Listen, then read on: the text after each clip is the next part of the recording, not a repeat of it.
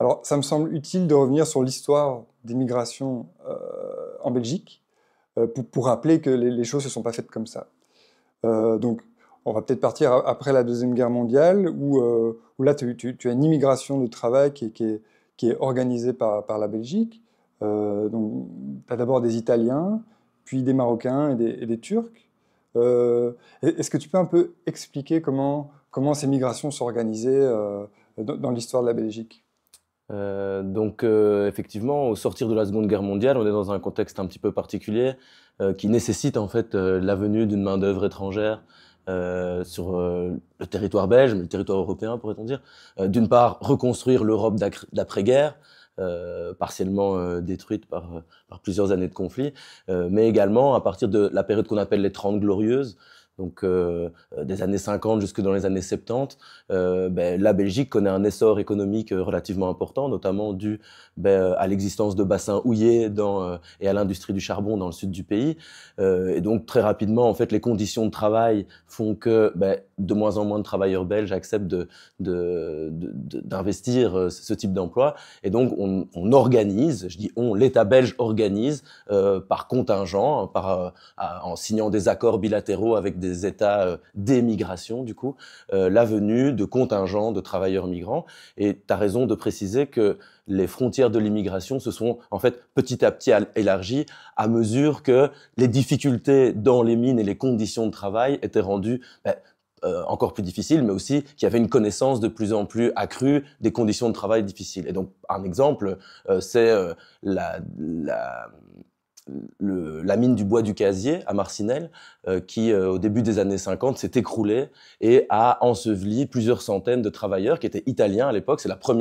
Les premiers contingents de travailleurs étrangers étaient des Italiens. Et voilà, plusieurs centaines, dans mon souvenir, à peu près 250 Je crois que c'est ça. travailleurs italiens meurent ensevelis dans la mine du bois du Casier. Et dès lors, les Italiens ou l'Italie refusent désormais d'envoyer des contingents de travailleurs en Belgique. Dès lors, on élargit les frontières de l'immigration, tu l'as dit, l'Espagne, mais aussi la Pologne, et puis la Turquie, l'Afrique du Nord, etc.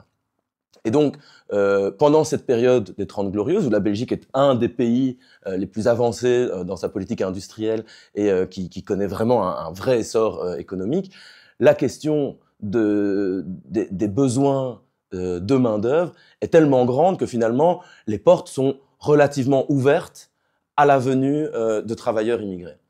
Je dis relativement ouvertes, c'est que la gestion, comme tu l'as précisé, l'immigration est à ce moment-là lue à travers le prisme du travail. C'est un enjeu économique, en fait. C'est pas du tout un enjeu politique comme il va le devenir plus tard.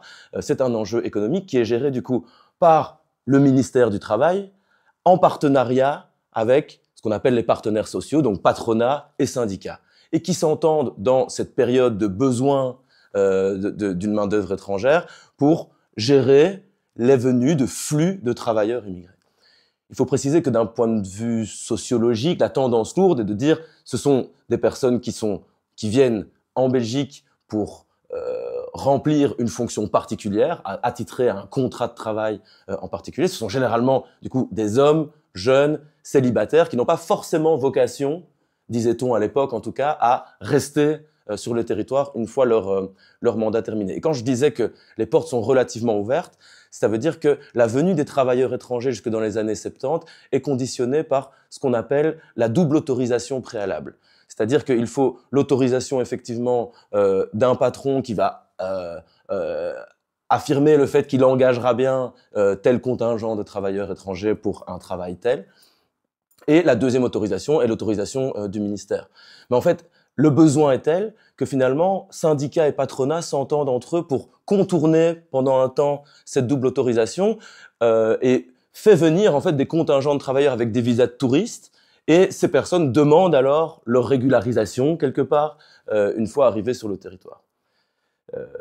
Seulement, notamment à partir du début des années 70 et à la suite de l'impact de la crise pétrolière de 73, on est dans un regain de chômage. En tout cas, la croissance économique s'affaiblit. Et donc, patronat et syndicats reviennent un petit peu sur leur décision de contourner si facilement cet enjeu de la double autorisation. Et au contraire, reconditionne la venue des travailleurs immigrés à des conditions plus drastiques. Ouais. J'ai envie de développer un peu plus un point. Tu dis le besoin est tel, donc c'est-à-dire que la Belgique ne pourrait pas se passer de cette main-d'œuvre étrangère. Oui, c'est-à-dire, comme je disais, on a tendance à associer les emplois qu'occupent les travailleurs immigrés dans un pays d'immigration par 3 lettres anglo-saxonnes, DDD, on appelle ça les DDD jobs, pour Dirty, Dangerous and Demanding. Donc c'est généralement des métiers dangereux, difficiles et très demandeurs, très éreintants. Et donc typiquement des espaces du marché de l'emploi qui sont désinvestis par les travailleurs nationaux. Et donc en ce sens-là, on pourrait dire effectivement, et c'est le cas encore aujourd'hui, on a un besoin de main-d'œuvre pour combler des parts du marché de l'emploi qui sont inoccupées ou qui refusent d'être occupées par des travailleurs nationaux. C'est encore plus vrai dans les années 60, puisque, comme je te disais, on est dans un boom économique et que l'essor industriel et l'industrie du charbon particulièrement est extrêmement néfaste pour la santé. C'est un travail qui est effectivement éreintant et la Belgique pense que ça va aussi durer pendant des années, et donc investit aussi énormément dans ces mines, avec les conséquences qu'on connaît aujourd'hui. À l'inverse, ces régions-là sont parmi les plus pauvres de Belgique, si pas d'Europe. Preuve qu'il y a eu un moment, un manque de transition, justement, dans la période post-industrielle. Et donc, effectivement, cette période-là, l'immigration économique telle qu'elle se déroulera jusque dans les années 70 et j'y viens, est une immigration qui est demandée par l'État, demandée, on pourrait dire, par le capital aussi. Comme je dis, c'est une gestion davantage entre patronat et syndicats, et l'État, finalement, arbitre cette négociation entre partenaires sociaux. Aujourd'hui, l'État est davantage central dans la gestion des flux migratoires, même si le capital a un rôle là-dedans à jouer, on y reviendra sans doute plus tard. Mais à l'époque, il faut bien considérer que le paradigme migratoire est un paradigme économique. Et cela jusqu'en 1974, où, après, effectivement, en fin de courbe de croissance, il y a une décision qui est actée le 1er août 1974 en Belgique, mais d'autres États européens le font de manière simultanée, de stopper l'immigration et de fermer les frontières à l'immigration économique. Et donc on acte ici un changement de paradigme, un basculement du paradigme économique vers le politique, et on crée en fait les conditions de l'immigration dérégulée ou illégalisée. Pourquoi ? Parce que, je le disais, avant ça, ces travailleurs immigrés arrivaient en contournant, bon an, mal an, les règles établies par l'État, mais d'un commun accord entre patronat et syndicats. Mais entre-temps, ces personnes-là sont sur le territoire. Or, il n'y a plus de légitimité à être sur le territoire belge si on est travailleur immigré. Et donc, ça va produire justement les conditions de cette histoire, de l'émergence d'un phénomène qu'on n'appellera pas directement le phénomène des sans-papiers, qu'on appellera immigration dite clandestine. Mais je suppose qu'on va y revenir dans la suite de tes questions. Mais voilà, là tu fais la transition parfaite, mais c'est intéressant parce que, alors même que, d'une certaine manière, les gens ne changent pas vraiment, les catégories changent du fait du changement de la politique de l'État. Donc on passe du travailleur immigré ce que tu dis dans le bouquin, c'est que après 1974, la figure du migrant légitime devient celle du demandeur d'asile. C'est-à-dire, celui qui peut venir, c'est celui qui rencontre des problèmes de guerre, de famine ou autre dans son pays et qui fait une demande pour avoir l'aide de l'État belge, d'une certaine manière. Alors, avant ça, juste pour pas brûler trop rapidement les étapes, ce qui se passe, c'est qu'il y a quand même une prise de conscience et un débat dans l'opinion publique belge sur que faire de ces travailleurs immigrés qu'on a fait venir par contingent entier, qui, une fois qu'ils sont arrivés, ne peuvent plus obtenir un titre de séjour parce qu'on a changé de paradigme et pour des raisons exogènes. Genre, c'était pas le problème des travailleurs immigrés, c'est pour la raison pour laquelle on a changé de paradigme. Et donc, l'État procède pas de son plein gré, c'est poussé par une forme de mouvement social et notamment la pression des instances syndicales pour régulariser, pour procéder à la première campagne de régularisation qu'a connue le Royaume en 1974. 1974-1975, parce que la période de régularisation dure plusieurs mois. Et l'idée de l'État est de dire, OK, on va régulariser une bonne fois pour toutes ceux qui n'ont de fait plus vocation à retourner dans leur pays d'origine, et on va remettre à zéro les compteurs de l'immigration clandestine. Donc, si tu veux, on contrebalance cette politique de blocage des flux d'immigrés par plusieurs types de politiques de gestion des stocks. Première politique de gestion des stocks, oui, mais c'est comme ça que c'est pensé par l'État. Première politique de gestion des stocks, on régularise plusieurs milliers, de mémoire, 6 à 7 000, il faudrait revoir dans le bouquin, 6 à 7 000 personnes qui sont des travailleurs immigrés, qui parviennent à être régularisés, notamment par la pression des syndicats, l'aide logistique des syndicats. Il y a toute une littérature là-dessus sur la manière dont, pendant des nuits entières, des syndicalistes fournissent une aide pour remplir des dossiers de demande de régularisation. Les critères de régularisation à l'époque sont beaucoup plus ouverts que ce qu'ils vont être lors des 2 autres campagnes de régularisation. Et donc, première politique de gestion des stocks. Deuxièmement, il y a, tu vois, au début des années 80, on va créer la loi de 1980 qui régit le droit des étrangers en Belgique, qui est encore aujourd'hui la colonne vertébrale du droit des étrangers en Belgique, qui est sans cesse amendée, etc. Mais elle est bien connue sous le nom de loi de 1980. En 1980, c'est la loi Moureau, c'est la loi qui pénalise les actes de racisme et de xénophobie. Donc, on voit quand même que le législateur, à un moment, se dit « Ok, on va régler le problème des titres de séjour une bonne fois pour toutes. On remet à zéro les compteurs de l'immigration illégale ou de l'immigration clandestine. En même temps, on produit des systèmes de loi qui vont protéger et participer à intégrer, même si c'est un terme qui est galvaudé, mais ceux qui sont là. Et puis, on arrêtera de parler du problème immigré. En tout cas, du problème de l'immigration de travail. Seule porte d'entrée restant pour une personne qui cherche à obtenir une protection ou arriver en Belgique, c'est la demande d'asile. La demande d'asile qui est donc pas un enjeu économique, mais un enjeu humanitaire régi par le droit international, et plus précisément par la Convention de Genève de 1951, qui est donc un texte de loi qui régit la protection des demandeurs d'asile, qui deviennent réfugiés une fois qu'ils obtiennent la protection. Et donc on pourrait dire que après les années 70, les années 80-90, c'est vraiment la période des réfugiés. Pour plusieurs raisons. D'abord, c'est la seule porte d'entrée qui reste. Alors c'est pas tout à fait, il existe le regroupement familial, et il existe le fait de se marier avec une personne locale. Mais comme porte d'entrée de l'extérieur, bon, c'est une des portes largement investies.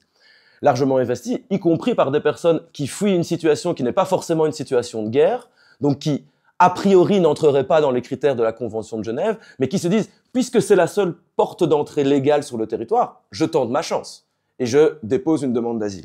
Ça, c'est une des raisons qui fait que pendant cette période-là, les demandes d'asile ont tendance à augmenter. D'autres raisons sont des phénomènes géopolitiques et internationaux, les décolonisations, la guerre en Yougoslavie, et donc la guerre au Vietnam. Donc c'est vraiment dans l'imaginaire collectif, c'est la période des réfugiés, des boat people, qui sont en fait subjectivés à travers l'image du boat people, qui était une image quand même qui structurait en fait l'imaginaire. Et en même temps qu'on va criminaliser l'immigration économique, effectivement, cette porte d'entrée de l'asile apparaît comme un acquis du droit international qui définit du coup une catégorie humanitaire du migrant. Le réfugié est une personne à qui on octroie une protection, quoi, donc qui a cette figure davantage victimaire que celle qu'avait le travailleur immigré qui venait vendre sa force de travail.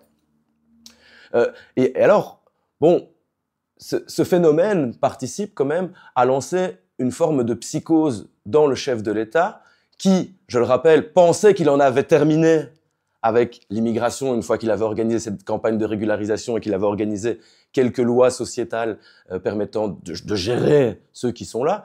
Mais du fait d'un afflux de demandes d'asile sur cette période-là, on commence à nourrir le fantasme, pourrait-on dire, du faux demandeur d'asile. À savoir une personne qui viendrait chercher un titre de protection, mais dont la demande ne serait pas tout à fait légitime, en l'occurrence au regard de la Convention de Genève, mais du coup, qui serait frappée du sceau de la suspicion. Ok, donc ça c'est les migrants économiques. C'est l'idée que eux, ce sont les mauvais migrants, alors que les réfugiés qui fuient... Alors ça, c'est dans le narratif officiel.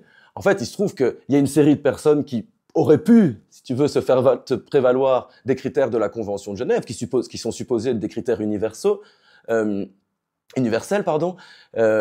qui pour autant se retrouvent stoppés à la frontière, voire enfermés dans des centres de rétention. Et donc, ça permet de bien comprendre, et c'est encore valable aujourd'hui, sauf qu'aujourd'hui, on est dans une période où les États ont tendance à déconstruire le droit d'asile. Mais tu as raison de dire qu'à ce moment-là, c'était supposé être un droit auquel on ne pouvait pas toucher. Les États démocratiques, les États occidentaux, signataires de cette convention, ne tentaient pas de décortiquer. En revanche, on a parfois manqué d'analyser que l'application des critères de la Convention de Genève, s'ils sont des critères universels, leur application bute en permanence sur le pouvoir discrétionnaire des États.